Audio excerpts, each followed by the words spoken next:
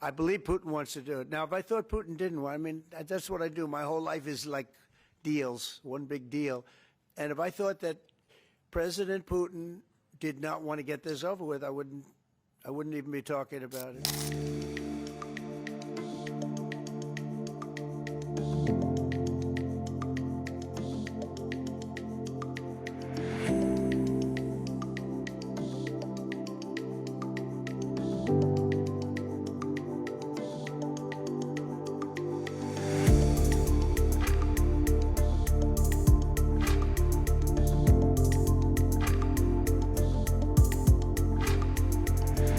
In what was billed by US President Donald Trump as a major push to end the war in Ukraine, his phone call with his Russian counterpart Vladimir Putin on Monday revealed more contrast than consensus, highlighting the deep divide between the two leaders on how to move ahead.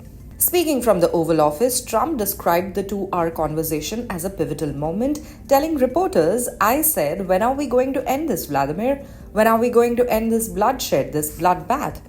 He later took to social media proclaiming the call went very well and that Russia and Ukraine had agreed to immediately start negotiations towards a ceasefire. But for Putin, the call seemed far less consequential. He dialed in from a school for gifted children in Sochi, taking time between tour stops. He offered no public indication of shifting his stance and described the discussion with Trump as merely meaningful and frank.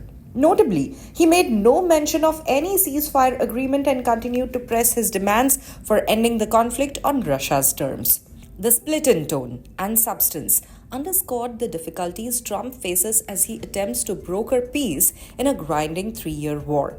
While Ukraine has agreed to a 30-day ceasefire, Trump has refused and even ramped up missile and drone attacks, including new strikes on Kyiv over the weekend. Trump, who has previously criticized such attacks as counterproductive, made no mention of them after Monday's call. Despite the lack of breakthrough, Trump remained upbeat. He praised what he called an excellent tone and spirit during the call and suggested a peace deal was still possible. Before and after the call, Trump coordinated with European leaders, including Ukrainian President Volodymyr Zelensky, French President Emmanuel Macron, and British Prime Minister Keir Starmer. Zelensky later said that the US still needed to be pressured to agree to new sanctions if Russia remained unwilling to engage.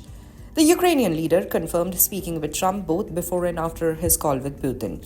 He said discussions are now underway on where to host the next round of peace talks with Turkey, Switzerland, and the Vatican under consideration.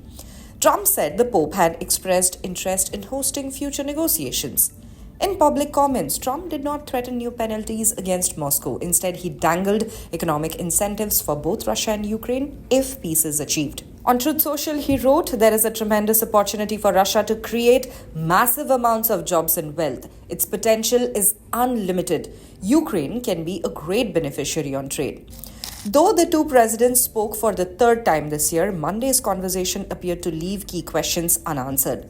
There was no mention of a future summit between the two leaders, and Trump seemed to step back from any direct mediating role, saying terms for a ceasefire would be negotiated between the two parties as it can only be. While Trump struck an optimistic tone, some eyes reportedly remain concerned Putin is simply buying time, stringing the US along without serious intent to compromise. Trump, for now, insists the Russian president wants peace. But until the missiles stop and the talks yield tangible results, the gap between rhetoric and reality remains wide. For more updates on the Russia-Ukraine ceasefire talks, stay tuned to the official YouTube channel of the Indian Express.